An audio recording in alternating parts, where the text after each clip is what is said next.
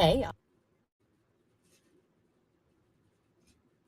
Hey guys, welcome back to Night Shift with Andrea up late. Forgive me or pardon me as I work on being a producer here. Hey everybody, how are y'all doing? Happy Tuesday. We are back for our second solo episode of Night Shift and super pumped. We've got a great show for you guys tonight. We are going to be covering the Bever family massacre. I will go on and tell you now, it's also called the Broken Arrow killings, if you've ever heard of that. I don't often give like a warning or a disclaimer so seriously before a show, but I will for this one because it's already a true crime show. It's not intended for small children. This one particularly is going to have some times where, I'll warn you before I play some 911 calls and things like that. It's very interesting, and there's a reason I want to tell it, and we'll get into all of that. But just know that going in, it's pretty heavy. But I'm going to tell it with the help of a good friend here. We've got Dexter Pitts in the house. Let me get him up here. A lot of you guys know him. He is I am Pitts on Instagram. There he is. What's up, Dex? Did somebody say something about dead white folk? Yes, I unfortunately did, actually. What's going What's on? Say hello to everybody. not much, man. I appreciate you having me on. Congratulations on starting your own thing. Glad to try to Yeah. help out. Don't know how You much might help want I'll to be, but I'll try. you may want to wait till the end of the episode before you are thanking me for anything. Um, but let's go on. I'm going to let you talk a little bit, tell everybody if they're not familiar who you are, a little bit about your career, and I believe you got a book out there floating around that I might have do. I just do. gotten an award, is that right? Yeah, got the silver medal and the Global Book Award. So pretty cool. But That is so my name's fantastic. yeah, appreciate you, man. So name's Dexter Pitts, a U.S. Army veteran, Army Infantry Purple Heart recipient, and all that yada yada yada. Been in law enforcement for now going on 13 years. Started my career with the Louisville Metro Police Department. I was on patrol from 2010 2013. Did a stint at the U.S. Marshals Fugitive Task Force. Went back to patrol. Love patrol. That's where my heart's at. Left the department in 2018 to the United States Border Patrol. Did a stint as a Border Patrol agent on the Arizona border for a year. Horrible decision, horrible job. Came back in time for the riots. Went through all that, and then I just left the Metro Police Department again in November. I'm now at a smaller department where I have more money and less stress. So I got a Oh, winning I like that. combination. So I I'm like also the host of the I Am This podcast. I guess the podcast has been running since 2021. I started my podcast literally during the rise because I was like, ain't no way I'm gonna be scared, man. Now these people gonna be yelling and cursing at me, and I just got to take it. So I needed an outlet, so I started the podcast, and I published my book in 2022. Is I Am Pitt's Memoirs of an American Patriot. It talks about my entire crazy life. So it's kind of thing that you have me on here because I lost my mom to a tragic situation with domestic violence, and she shot and killed herself, and I was a 25, 26-year-old officer, and I have to take my mom off life support in my police uniform. So I'm not a stranger to these tragic situations, but what you was explaining to me about this is kind of deep, and I was like, man, whew, I'm ready to ready to get into it. And I let y'all know I don't know anything about this case, so I'm doing this on the fly. So you're gonna get a Yeah. natural raw reaction. So we're gonna Yeah, that's see. so that's generally how it is on night shift. Usually I present the case and then whoever is co-hosting listens and digests it and may or may not have heard about it before, but I kind of like that because I like to hear, questions as they come, right when they come to your head. And we'll talk about it kind of in a more raw way that way. So we will get started. Thanks everybody for offering to, asking me what you can do to help get the show up and running. It's slowly but surely, right? So we're doing good. We're moving in the right direction. We got some shirts for sale, so I will put a link up on YouTube and Instagram for that on the Andrea Up Late channel. They say see y'all next Tuesday, and they're pretty kind of cheeky and fun. I think that's about it, though. All right, I think we usually I try to talk about pop culture and crime, meaning Dex. I like to do depending on the year that the crime that we're talking about took place. I'll talk about pop culture in that year and maybe some big crime cases. Then Okay. it was 2015, which to me, like basically like 2000 to 2015, probably. I don't really care much about. Like, there's not a lot going on pop culturally that interests me. I don't know about you. Um, But it looks like we have, excuse me, Hamilton was a huge one. So that was 2015. Still ain't Adele, seen it. if it's me either. If it's if it's in the mid 2000s, Adele is always one of the ones that seems to be named. So her 25 record came out. It was the end of Mad Men. I did watch Mad Men. I did like that a lot. And in terms of crime, we had like the Robert Durst scandal, and this was the year of the Jared from Subway scandal. If y'all remember Oh, that. everybody's remember that documentary just came out, I think, too. Yeah, I still haven't seen that. I'm interested. I haven't seen it. I'm not sure I'm gonna watch it. Yeah, yeah, yeah. Oh, you said you're not sure if you're gonna watch it?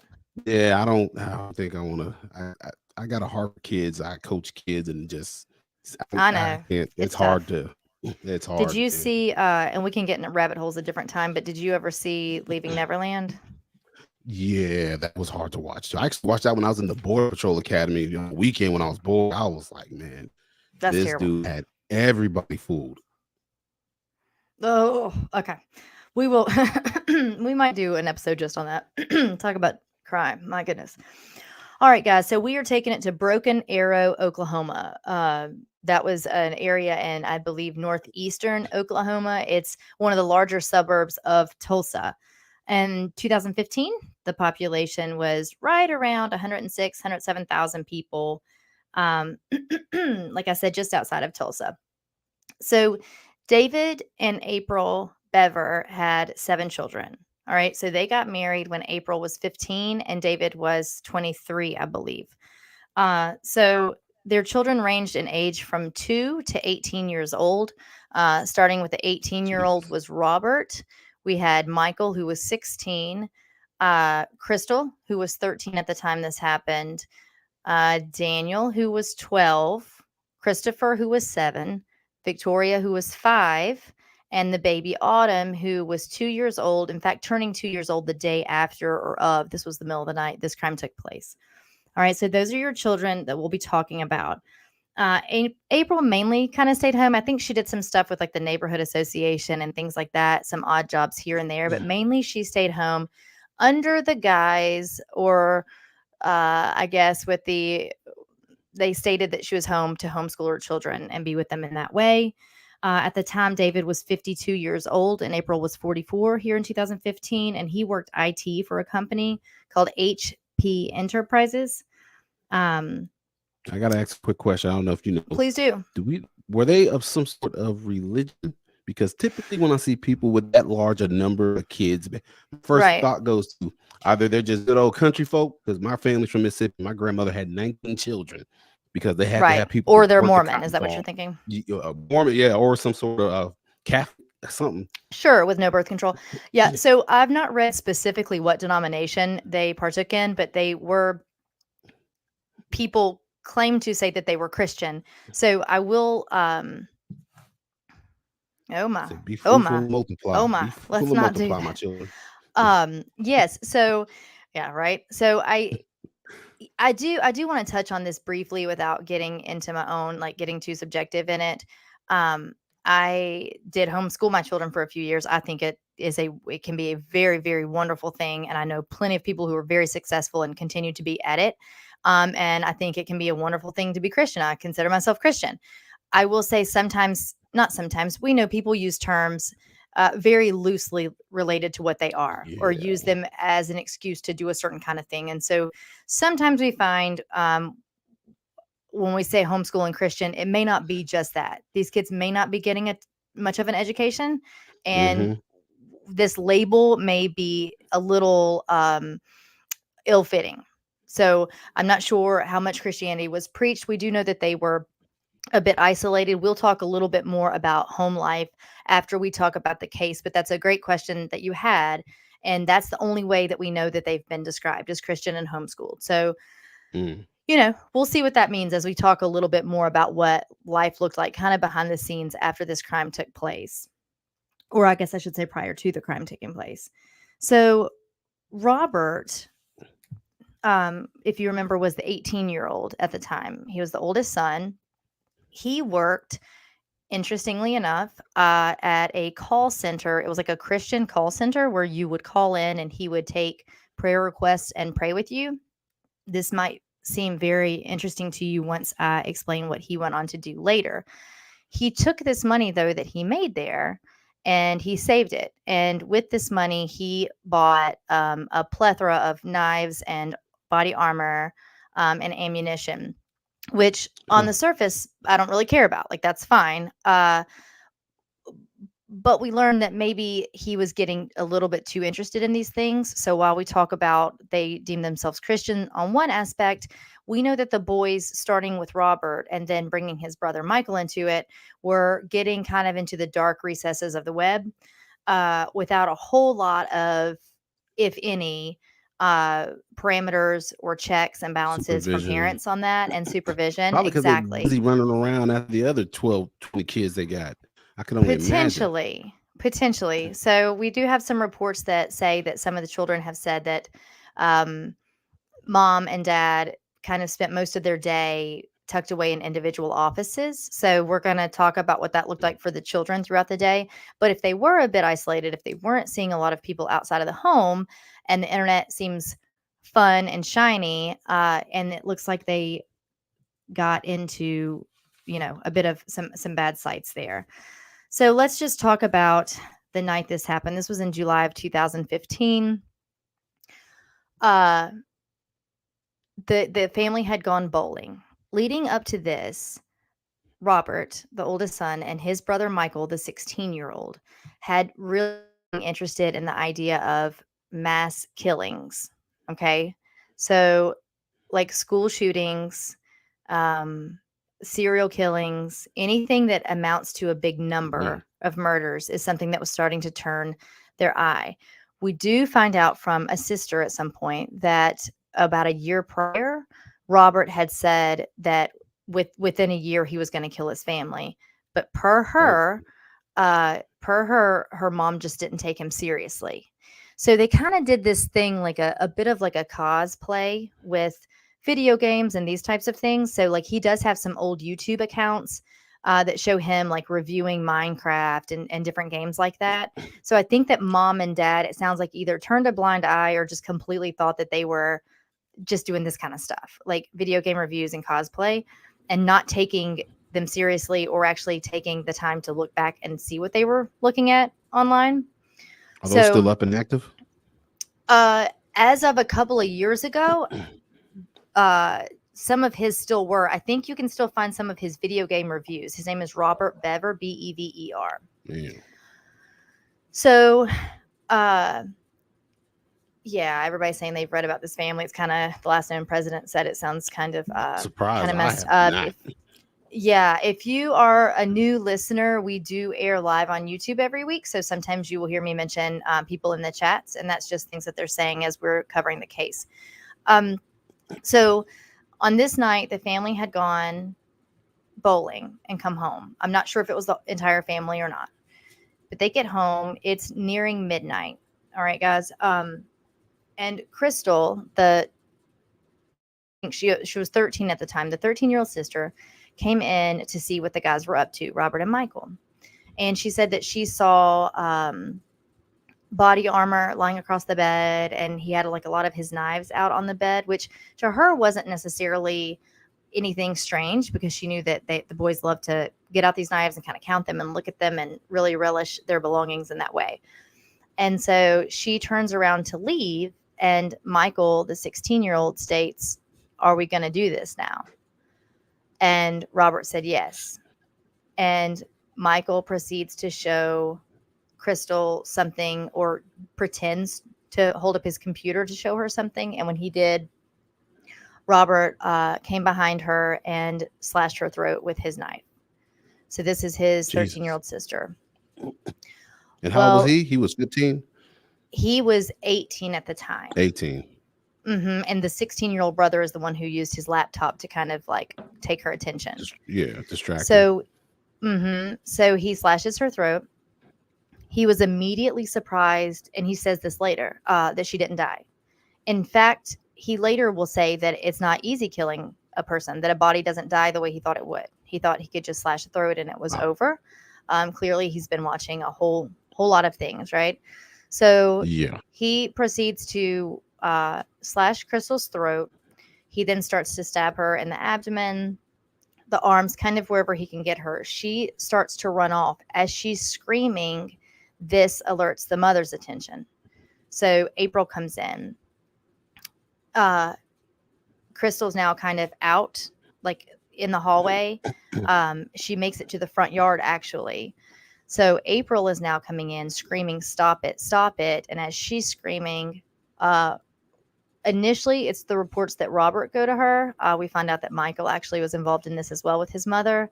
And she begins to incur stab wounds. So she is stabbed in the head, the neck, the torso, the Phew. arms, the hands. She did also have blunt force trauma to her head and face. I think she was stomped on as well. She was ultimately stabbed 40, more than 48 times. So if Phew. you can imagine or take a moment to think about what that looks like, not even physically what it looks like, but what does that look Yeah, like in 40 terms of stab wounds. time frame, effort, right? Her fighting back through 48 stab wounds. It's incredible. If you are just tuning in, again, guys, I kind of gave a warning at the beginning. This is a really tough case to swallow, but there is a reason we're covering it. All right, so just know that. So at this time, at some point in this, when mom is fighting and Robert and Michael are fighting with her, one of the boys has gone and grabbed Crystal and drug her back inside.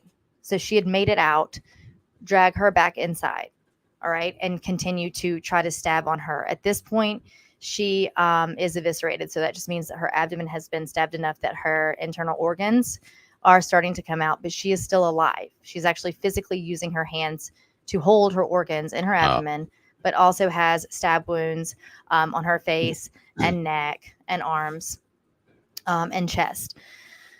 So as Crystal is trying to stay alive, she's fading in and out. Dad comes running in. So let me show you a picture as we're talking here. The home is kind of like barn slash ranch style. And I say that because every time I'm going to talk about someone else in the family, remember there were 7 children. So there's 9 people told. That's a lot of people to talk about that are going to be coming in and out. And the reason it is because of, let's see here. You gonna Here's the pull up the picture of the home. house? Yeah, I was Yeah. going to pull up and show you what the house looks like just so you can kind of get an idea when I say barn slash ranch. So it's not a small home. I looked it up. It was at 709 Magnolia Court, and that is there in Broken Arrow, Oklahoma. And if I'm not mistaken, I believe it was around 2,400 square feet. So it was not a small home. So, keep in mind, Man. it's late, it's midnight. So, everybody's kind of starting to retire to bed and whatnot.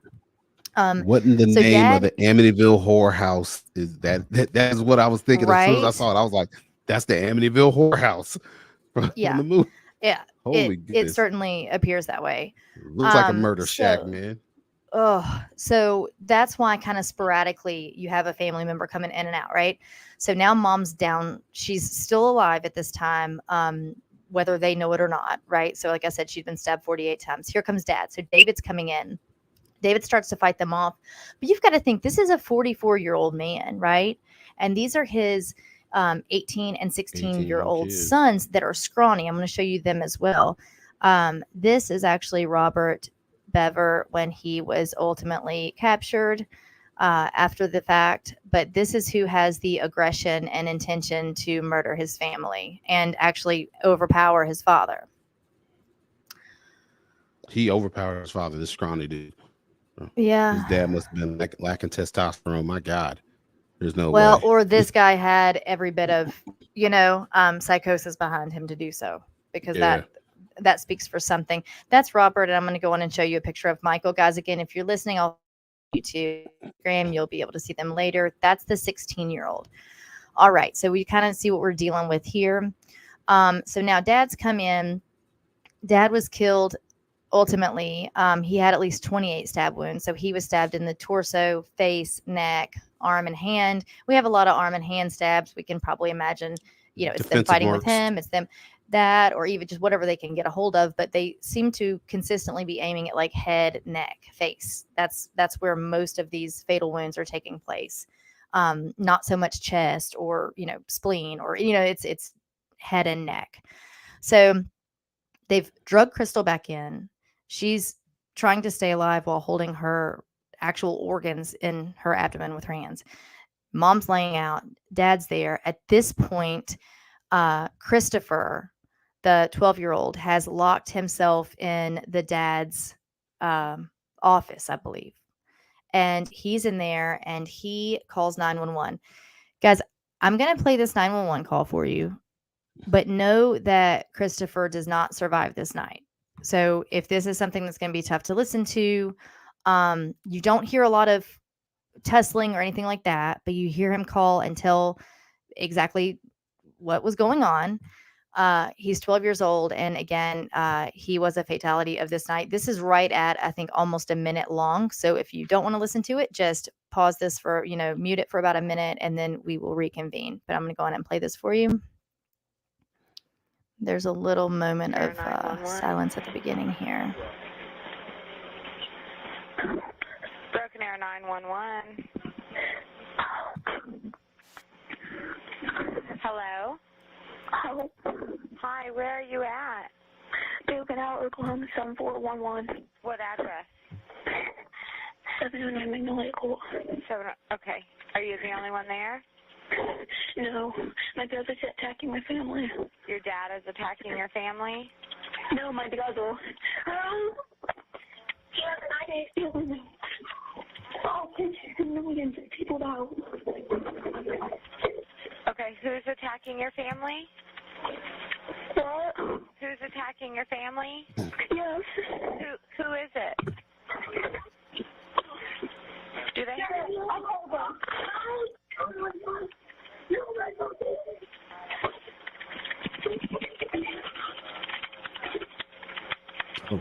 Are you there? Hello?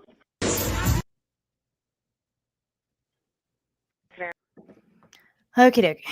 So could you I'm hear glad that? I bought All a right. drink for this, man. Jesus. Oh, You can man. just hear the brother in the background coming So, after him. yeah. So what you heard there is the 12-year-old Christopher, or excuse me, 12-year-old Daniel calling 911. And what had happened was he barricaded himself in his father's office. Okay. He does not want to open the door. Michael, the 16-year-old, knocks on the door, and Daniel kind of refuses to open it. And then Michael says, "Let me in. He's going to get me." So Michael acts as though Robert is coming for him, and Daniel opens the door. And then Robert comes in and murders Daniel. He had 21 stab wounds to the back, shoulder, and chest. And what you heard there at the very end of the phone was Michael. It was actually Michael's phone that Daniel used to call dispatch. So that was Michael picking his phone up and saying hello when he realized that somebody was on the other end. Okay. So at this point, it's horrible. At this point, we have the two little bitty ones. We have Christopher, who is 7, and Victoria, who is 5. They lock themselves in a bathroom. It's more of like a Jack and Jill type. So if you're not familiar, that would be like a door on either side that would come in from either bedroom. Mm-hmm. So they were able to lock themselves in. And Robert kicks down one of the doors and gains access to Victoria and Daniel Victoria and Christopher, and proceeds to murder them. Christopher had 22 stab wounds to his back, chest, shoulder, and lower leg. And Victoria, the 5-year-old, was killed by 23 to her neck, chest, back, and upper arm. So now all we have left is Autumn, the 2-year-old baby who is sleeping. She's sleeping in her crib, thankfully. Autumn actually makes it out of this unharmed. Autumn sleeps through the whole thing. Really? So not long after this happens, so you've got to think that Christopher called 911. However long it takes to kill him with those, a couple dozen stab wounds. Then they move to the other room where Daniel and Victoria are, or excuse me, I keep transposing Christopher and Daniel, but either way, they moved to the other room where Christopher and Victoria are. And so however long that takes for both of them, Robert is admittedly the one who kills both of the two little ones. At this point, though, dispatch is on its way from Christopher's call or Daniel's call. Goodness gracious. So they're en route. And at this point, Robert and Michael hear a knock on the door. They think that it's like one of the neighbors because it's kind of interesting. One of the things that Michael said in his interview after the fact is that he felt bad that some of this took place on the front lawn. Like he didn't want the front neighbors to lawn. have to see it. Well, Crystal, if you remember, Crystal, the sister, was able to get out and like passed out and they drug her back in. So they've kind of That's been right. in and out a little bit. If I'm not mistaken, I almost feel like mom might have gotten outside as well. Either way, they're in the home and they hear a knock on the door and they proceed out the back. Police employ canine units. There were fresh mud prints out the back door. It didn't take very long. They both laid down in a ditch in a little wooded area not far from the home, and it wasn't long at all. I mean, just within moments they found these guys. Do we know how long it took the police response was from the 911 call time to when they got on scene? I don't know the response time other than, I mean, it was very soon. I think that there was a deputy not far en route already. And so from the moment when Christopher, who, by the way, is a hero in this because I'll tell you more about her, but Crystal, the girl that was very first stabbed this night, Crystal and the 2-year-old baby Autumn are the sole survivors of all of this. Oh, she did survive. She actually survived this, if you can even imagine. How many stab wounds did she have? 20? Crystal had, I think, like 30 something. But I mean, like I said, her intestines were falling out of her abdomen. I mean, she was in and out of consciousness. She's later said that she remembers being drugged back in the home, but she couldn't remember who did it. And she remembers her mom screaming. But she really has no other recollection. And she woke up in the hospital to her memory after her surgery. So when the boys were found, like I said, they deployed canine units there to them. We have, looks like Michael, the canine, might have gotten the better of him a little bit there. Deserved every bit of it. And then here's a picture of he and Robert. But I want you to take a look at Robert's face. So if you're looking at this guy, he's smirking. Robert's on the left. Michael looks to me a little, I don't know, tired, shocked. I'm not sure exactly what's going on with his face, but Robert, you guys, if you're just listening, I can't wait. Wow, that's terrible for you to see these pictures though. So you know what I'm saying when we talk about eyes and how somebody's eyes can look a certain way. This guy's eyes mixed with that smirk. Satisfied and like still kind of crazed. You know what I mean? He still looks in the moment, like amped for this. I feel like the other brother, he's looking like, I can't believe I just did this to my family. That's kind of the look I'm getting on his face. So that's kind of the take that I'm going with, and we're going to talk about it. So when I said the reason we're doing this case is not to be salacious or just tell about something terrible that's happened, it's wrapped up, they're in prison. But I want to talk about it because the way I explained to Dexter earlier before the show started was just that sometimes things are not so clear cut. Sometimes there are gray areas, and even when we're talking about something so horrible. All right, so I'm going to try to get back here so I can kind of see what you guys are writing a little bit. Let's talk a little bit about their home life. The neighbors have said that they really didn't see the kids a lot. In fact, some of the neighbors were saying that they didn't even know this family's full name until after all of this happened. Until the cops came and they heard the news story because they just didn't interact a lot. There are reports that sometimes they didn't leave the home for a month at a time. We do know that the defense attorney stated that David physically and verbally was abusive toward his children. Now, Robert corroborates this, and so does Michael. But now we have two murderers saying this about their father, and we don't know if that's to be true or not. Now, please keep in mind, they never ever stated that they did any of this because of abuse. They've said that there was abuse, but it was never like we did this because he abused us. They did it because they wanted a high kill count. They said that from day one. They never implicated their father in, as their motive whatsoever. But Crystal, the surviving sister, actually did corroborate the statement that dad was physically and verbally abusive. We've learned that Robert, so when we touched on homeschooling earlier, again, I'm a huge fan. I am a big proponent for homeschooling. But just like anything in this world, people use things for good and for bad. And sometimes people use the guise of homeschooling to kind of keep the kids out of the public eye. And the more I read about this, the more this kind of sounds like. It sounds like Robert, who is, 2 years his brother's senior, actually was the one who taught him. He schooled him from 3rd through 5th grade, meaning he was 5th through 7th grade teaching his brother. All right. Now, I understand if you have a lot of children and maybe you do have a rigorous homeschool method and they are getting an actual amazing education, and you know that brother can help him with his times tables, but it sounds like he was the sole teacher. And again, Crystal actually corroborated a lot of what they said in terms of how they described their parents and their home life. So we don't just have their word to go off of. Hey, can you pull up the picture of the family again real quick with the dad at the bottom left corner? Yeah. Let me get back to it. I just want to look at his face again and just. Yeah, there's not as many pictures of dad as I would like, especially when we start hearing these kinds of things. I know what you're saying. Just kind of see what kind of beat you get on him. Like, look, a Peter Griffin looking mofo, y'all. But like, I look at him and like he's abusive. Like he doesn't look like.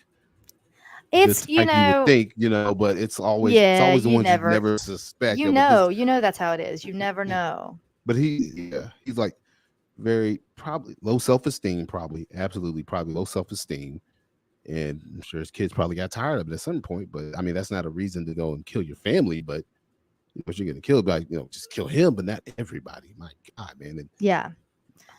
Oh my goodness. Yeah. So that's actually dad, mom, Christopher Daniel, and Victoria in that photo. So it sounds like his parents were abusive to him in the interview with Michael. So I listened to the interview when they were brought in for processing after this happened, and they cuffed him and brought them in. Michael cried. He actually, the first thing out of Michael's mouth was, "I hope they're okay," regarding his family, whose home he just left after they were slaughtered.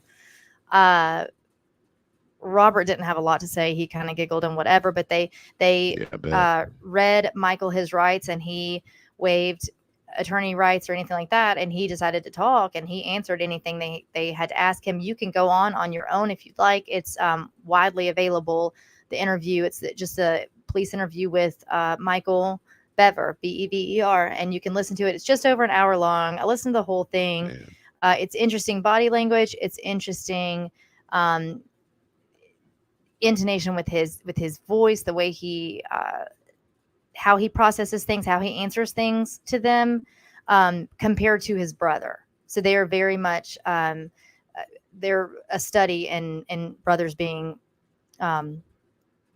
contrasted from each other. So they're not similar whatsoever in that sense.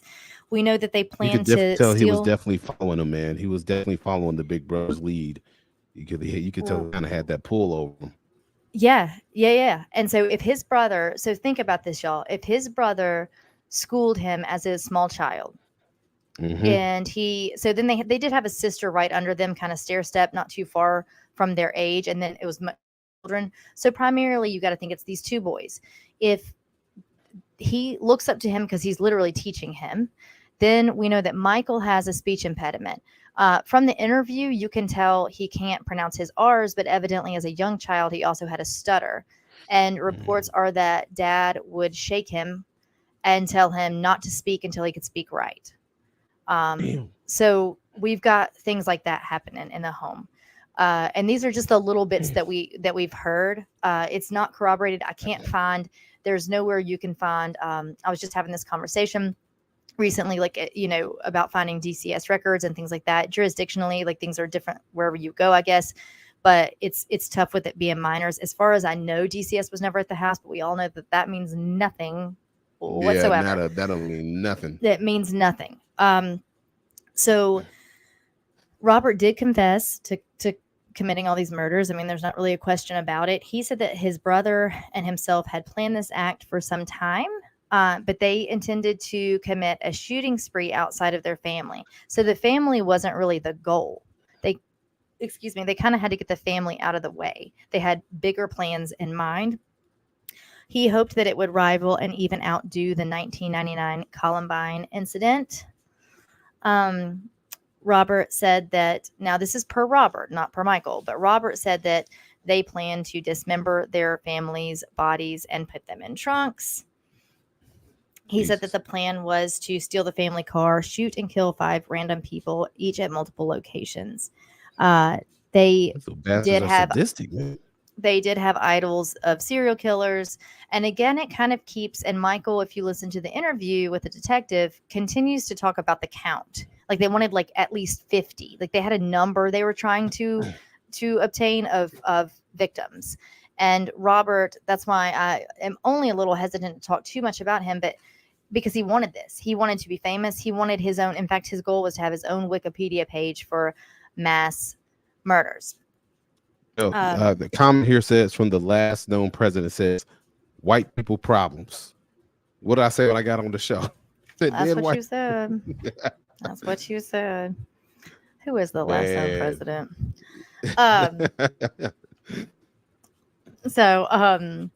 Thank you. It's a new light. So let's talk a little bit about trial, and we can go back to family life. There's not a whole lot to be said about the trial. It's just interesting how they interact and respond to things. So in June 2016, so this was just like a year later, Robert attempted hanging himself with a sheet. He was cut down, unharmed, put on suicide watch. Then in October of 2016, he received 6 consecutive life sentences with no chance of parole. 6 months later, their home was badly burned. I'm trying to get back to this photo.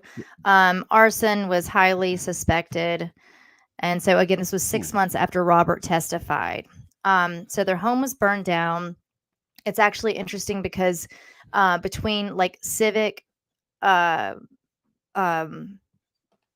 organizations in town and the neighbors, they all got together, raised enough funds to actually purchase that property from the bank who now owned it. And they demolished the home and actually put a little gazebo and a walking path there, and they call it Reflection Park. None of the neighbors wanted anything to do with that house any longer. They didn't want to look at absolutely, it. Man. Absolutely. So you can, if you go on Google. So we're going to talk about that. They do. And there's a very specific reason why Robert didn't receive it. Yes. So if you go on you can go on like Google, like go on maps or whatever and type in 709 Magnolia Court, Broken Arrow, Oklahoma. And you will see, depending on how old the photos are, you may see the old home, but you also will see pictures then of Reflection Park, the gazebo and things like that they set up there.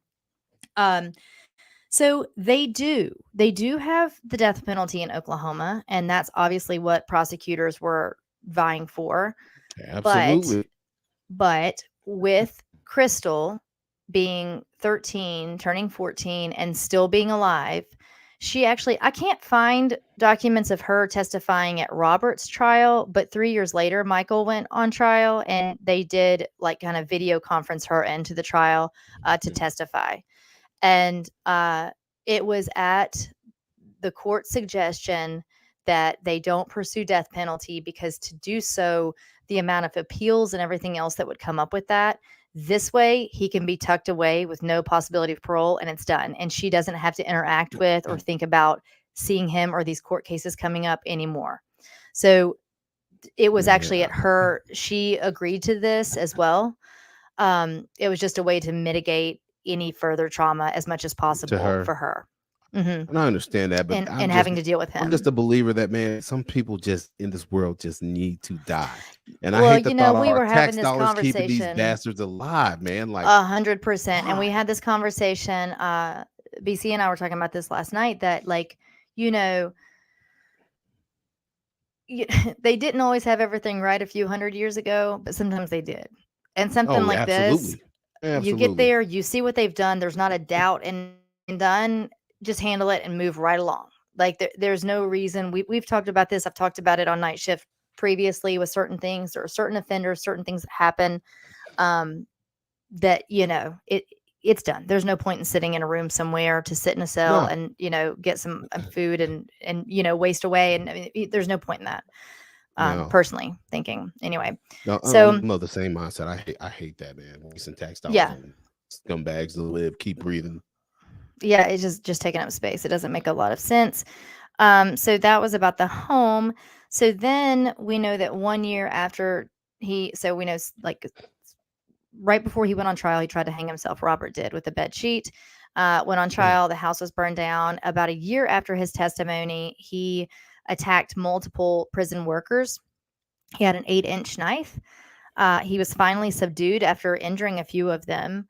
And he was charged and actually received 3 additional life sentences for that attack.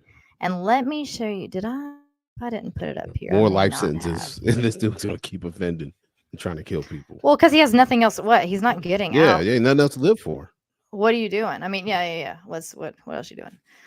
So there's whispers of sexual abuse with Crystal from the father.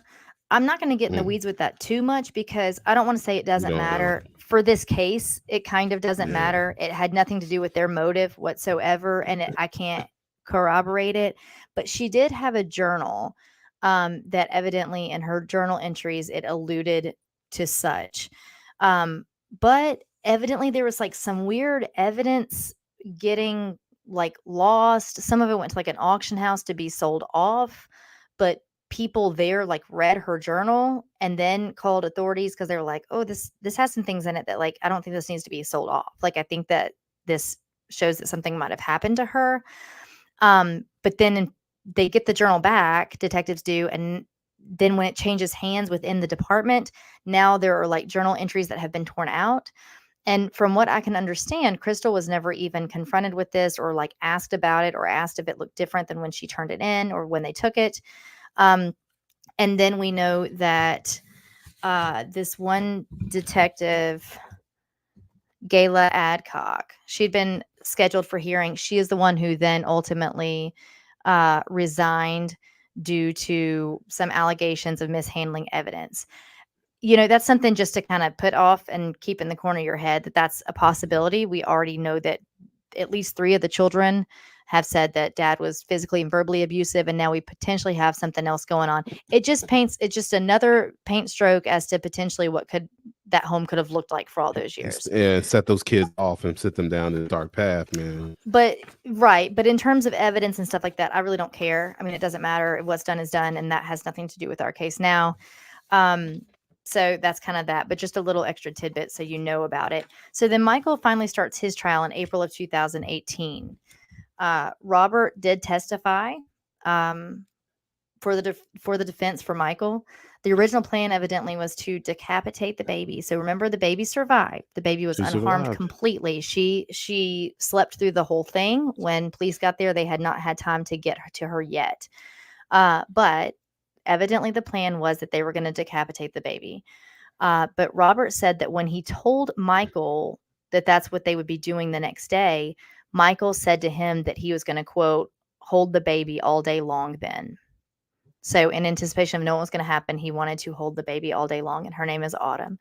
So evidently Robert was giggling and smiling during the trial. We see that in that photo the minute he's like this isn't a guy where I look at him and I say, oh, he's trying to set it up so he looks crazy for defense. I don't think this is an act whatsoever. I think we're looking at a very true self of Robert. Crystal did testify. Autumn's 2, right? I'm sorry? Autumn's 2, the baby 2 years old, right? Mm-hmm. There was actually a birthday cake in the fridge overnight when this happened because her birthday was the very next day. Damn. Turning 2. Like I said, Crystal did testify for the prosecution.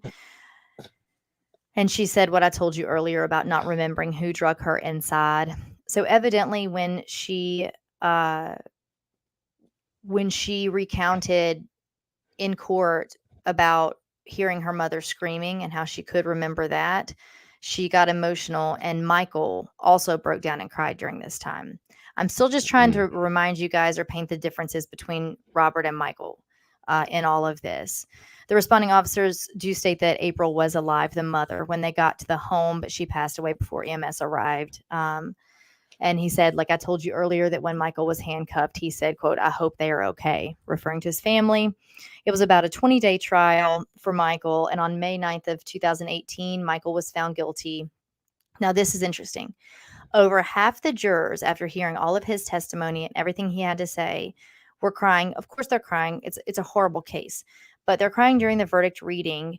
And it will be interesting to hear what they said about what they wish for Michael. So a forensic psychologist was brought in to review Michael Bever's IQ. All right. So it says,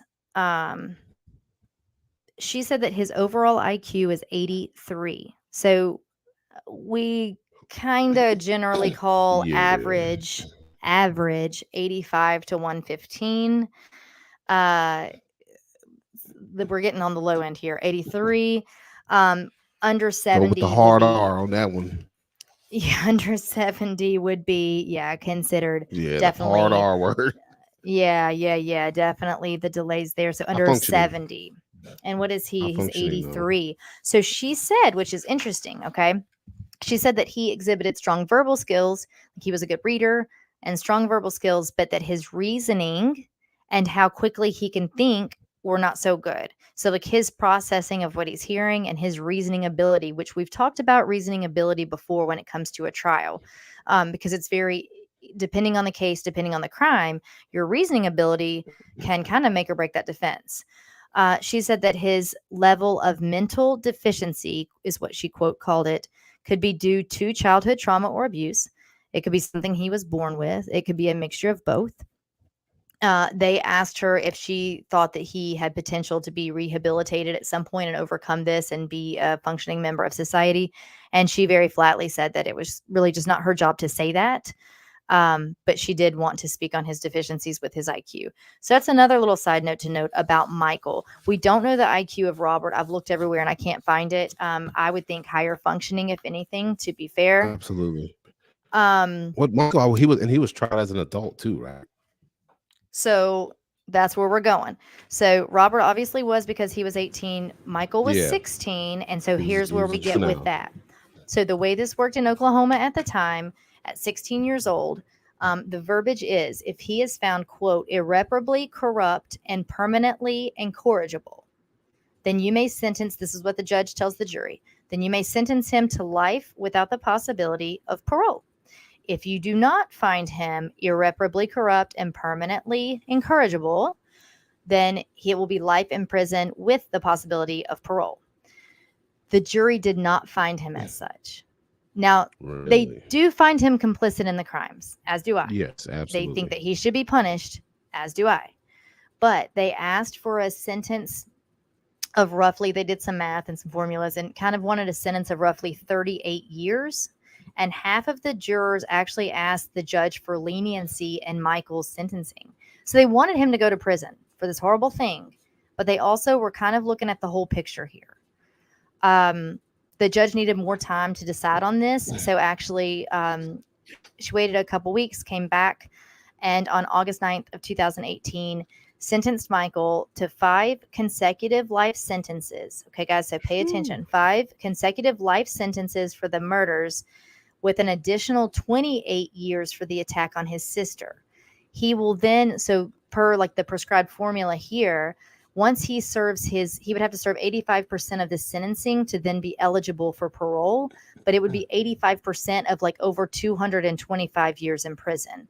So this is de facto a life sentence without the possibility of parole. Yeah. Now this was appealed twice and denied both times upon appeal, because the arguing factor to that was that he is a juvenile and you have essentially given him life without the possibility of parole with this judgment.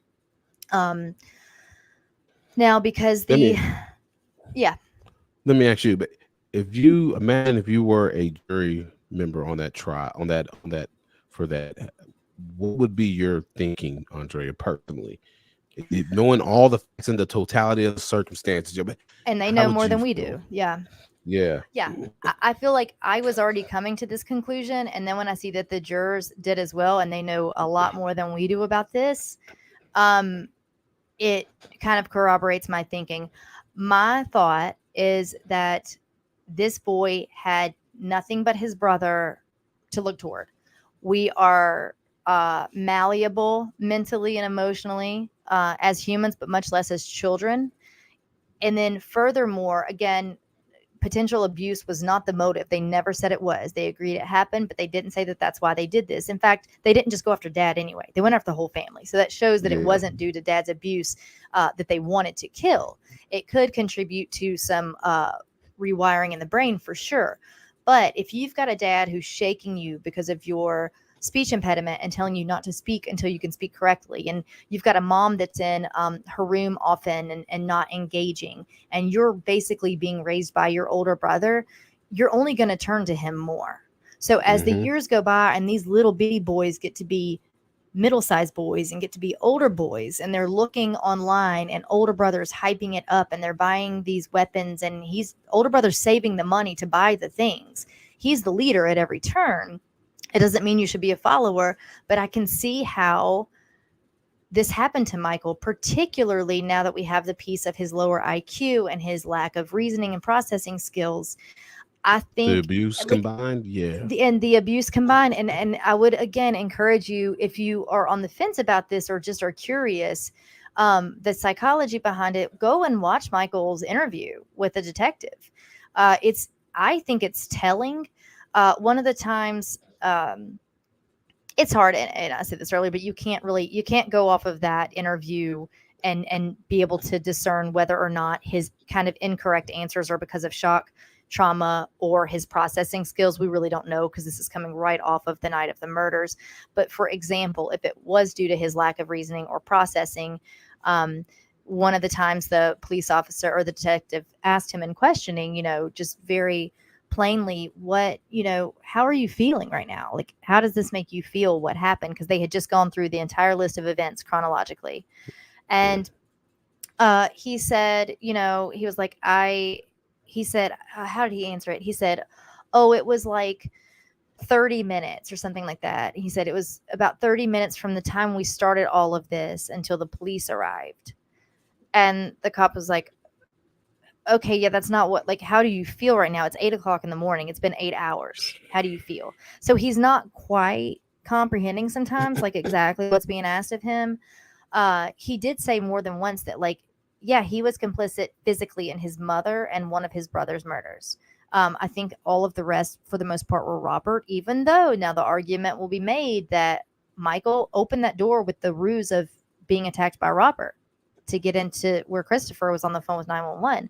So it's not that he can't see around corners or make his own choices.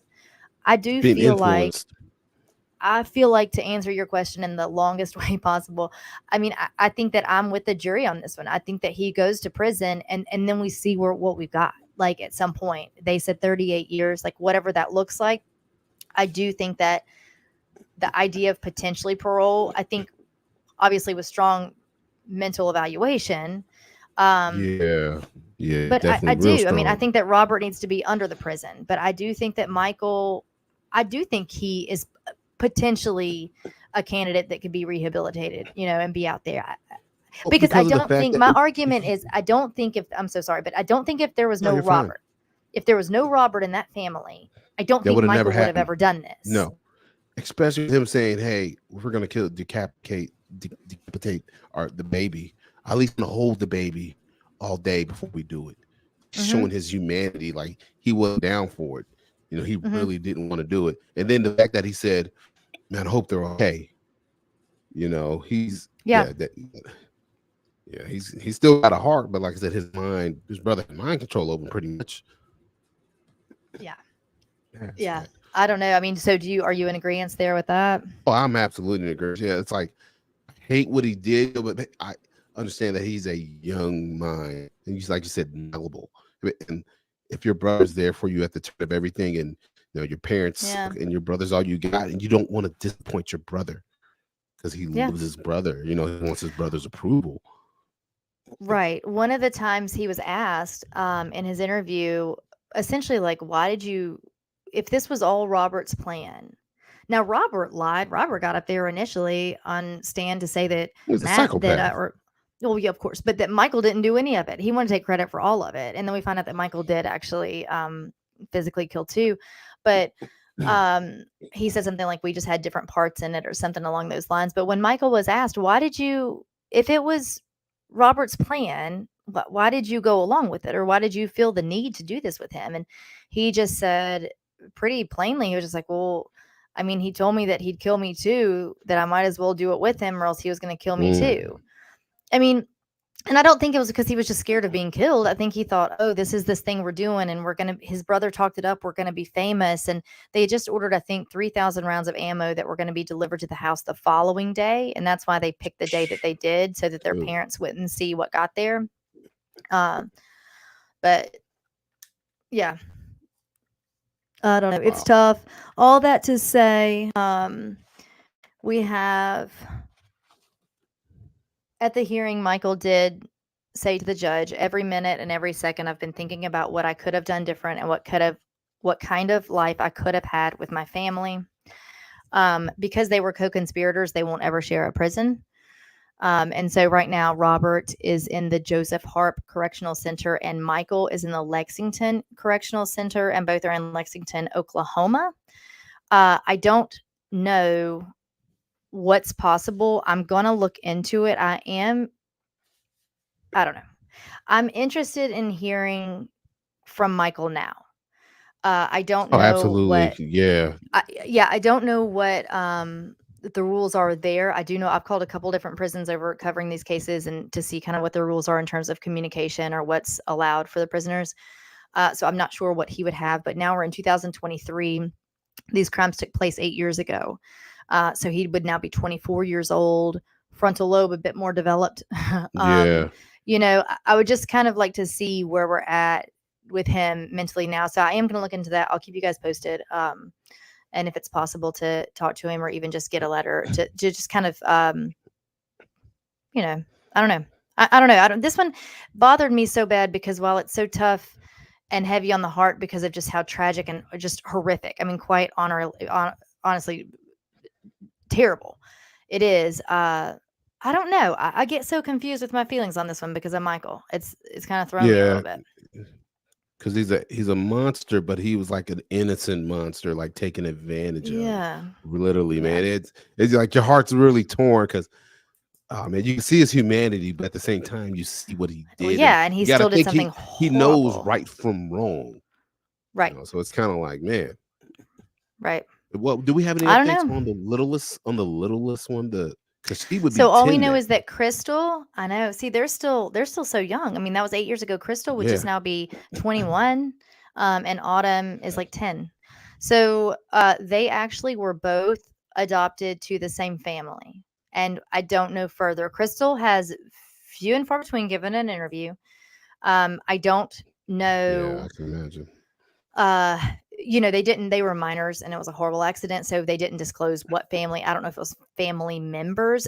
You know, I have a hard time with that too, before we wrap up, because when Michael was asked about any family around, I think that there was like an uncle in town. He was asked specifically about grandparents. They weren't in town. So like most of their like family wasn't in town, but I mean, was it just known that you just don't communicate with them? Like, you know what I mean? Who's kind of seeing them or checking on them or you know what, so I'm not sure who they got adopted out to, if it was family or otherwise, but I do. Poor Crystal. I mean, the baby's something tragic happened to her whole family, but she won't remember it. She won't remember, but I know she's gonna. I really think she will have bonding. There's bonding issues that happen with obviously, but that's not unlike other adoptions in a certain sense. Obviously, the story behind it is so tragic, but Crystal obviously does and will, and I can't imagine the extensive therapy scars that to carry for the rest of her life. I mean, I don't know what she has to go through to, you know, to move forward every day like that. But I wonder if she will talk to Michael.